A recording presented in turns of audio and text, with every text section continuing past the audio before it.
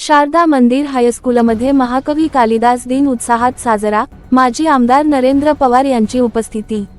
कल्याण पश्चिम येथील शारदा मंदिर संस्थेच्या शारदा मंदिर हायस्कूलमध्ये आषाढ शुद्ध प्रतिपदेच्या निमित्ताने नुकताच महाकवी कालिदास दिन साहित्यिक आणि सांस्कृतिक वातावरणात मोठ्या उत्साहात साजरा करण्यात आला. संस्कृत साहित्यातील महान कवी महाकवी कालिदास यांच्या स्मृतींना अभिवादन करण्यासाठी आयोजित करण्यात आलेल्या या कार्यक्रमात विद्यार्थ्यांचा उत्स्फूर्त सहभाग लाभला. कार्यक्रमाचे प्रमुख पाहुणे म्हणून कल्याणचे माजी आमदार नरेंद्र पवार उपस्थित होते. तसेच शारदा मंदिर संस्थेचे कार्यकारिणी सदस्य व माजी मुख्याध्यापक डी. पाटील हे विशेष अतिथी म्हणून उपस्थित होते. यावेळी विद्यार्थ्यांनी महाकवी कालिदास यांच्या साहित्यावर आधारित नाट्य सादरीकरण करून उपस्थितांची मने जिंकली. यावेळी विद्यार्थ्यांशी संवाद साधताना माजी आमदार नरेंद्र पवार म्हणाले, महाकवी कालिदास हे केवळ संस्कृतचे कवी नव्हते, तर भारतीय संस्कृतीचे महान वाहक होते. त्यांच्या साहित्यामधील मानवी मूल्यांचा अभ्यास करणे आजच्या विद्यार्थ्यांसाठी अत्यंत महत्त्वाचे आहे.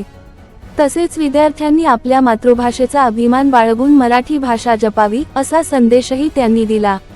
कार्यकारिणी सदस्य व माजी मुख्याध्यापक डी. पाटील यांनी आपल्या मार्गदर्शनातून कालिदासांच्या मेघदूत आणि अभिज्ञान शाकुंतल यांसारख्या कालजयी साहित्यकृतींचा गौरव करत विद्यार्थ्यांना वाचनाची आवड जोपासण्याचे आवाहन केले. शाळेच्या मुख्याध्यापिका वैशाली देशमुख यांनी विद्यार्थ्यांना महाकवी कालिदास यांच्या जीवनावरील प्रेरणादायी गोष्ट सांगितली. कार्यक्रमाचे प्रास्ताविक ज्येष्ठ शिक्षिका अपर्णा कुलकर्णी यांनी केले. कार्यक्रमाचे संयोजन भाग्यश्री ठाकूर, इंदुमती घाणे, पंढरीनाथ रोगडे तसेच शिक्षकेतर कर्मचारी आणि विद्यार्थी प्रतिनिधींनी केले. मी आता केरळमध्ये निवडणुकीमध्ये होतो, तर केरळमध्ये तिकडे मल्याळम भाषेमध्ये बोलायचे आणि इंग्लिशमधून ट्रान्सलेट करायचे. तसं आता संस्कृतमध्ये बोलताना मराठीतनं ट्रान्सलेशन चालू होतं.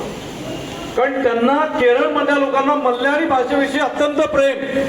मी गुजरातमध्ये निवडणुकीला गुजरातमध्ये गेलो होतो मी, तर तिकडचं मराठी माणूस म्हणजे मराठी माणसं गुजरातमध्ये शिफ्ट झालेली आहेत, पण ते मराठी नाही बोलत, ते पण गुजरातीमध्ये बोलतात. कारण त्या गुजरातमध्ये गुजराती भाषेला महत्व प्राप्त झालेलं महत्व ते तिथले लोक देतात.